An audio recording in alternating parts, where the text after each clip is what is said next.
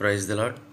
ప్రభు అయిన యేసుక్రీస్తు నామంలో సంఘస్థులందరికీ, కుటుంబ సభ్యులందరికీ నా హృదయపూర్వక వందనాలు తెలియజేస్తున్నాను. నేటి దినముకై ఏర్పాటు చేయబడినటువంటి వాక్య భాగము సామెతలు 17వ అధ్యాయము 9వ వచనంలో చిన్న మాట రాయబడి ఉంది. ప్రేమను వృద్ధి చేయగోరువాడు తప్పిదములు దాచిపెట్టను,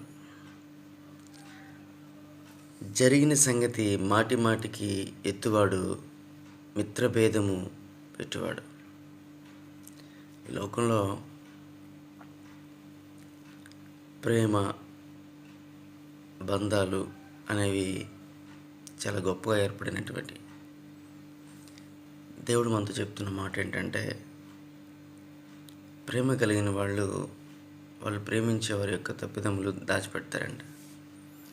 విడిపోవాలనుకున్న వాళ్ళు, అవతల వాళ్ళకి అవమానాన్ని కలిగించాలనుకున్న వాళ్ళు ఏం చేస్తారంటే, క్షమించానని చెప్తూనే మరలా వాళ్ళ తప్పిదములు మళ్ళీ వాళ్ళకే గుర్తు చేస్తూ ఉంటారు. నువ్వు పలానా రోజు తప్పు చేసావు, అప్పుడు ఇలా చేసావు, ఇప్పుడు ఇలా చేసావని. దేవుడు ఒకవేళ మనల్ని అలా అడగదలుచుకుంటే మనం ఎన్ని తప్పుదమ్ములు చేసి ఉంటాం కదా, కానీ ఆయన ఏ రోజు అడగలేదు నువ్వు తప్పు చేసావని. సో ప్రేమ అభివృద్ధి పరచబడాలి అంటే ప్రతి మానవుడు కూడా తప్పు చేస్తూనే ఉంటాడు. ఆదాము తప్పు చేసిన తర్వాత దేవుడు ఎప్పుడు ఆ తప్పుదేముని ఎత్తి చూపించలేదు. అందుకని ఒక మాట ఉంటాడు కదా,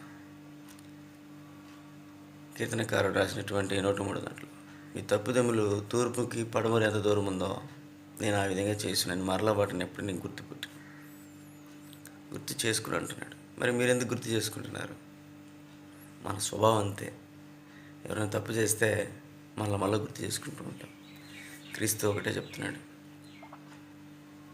జరిగిన సంగతిని మాటి ఎత్తకుడి, వదిలేయండి. క్రీస్తు మీ కొరకున్నాడు, మీకు సమాధానం ఇస్తాడు. చిన్న ప్రార్థన చేద్దాం.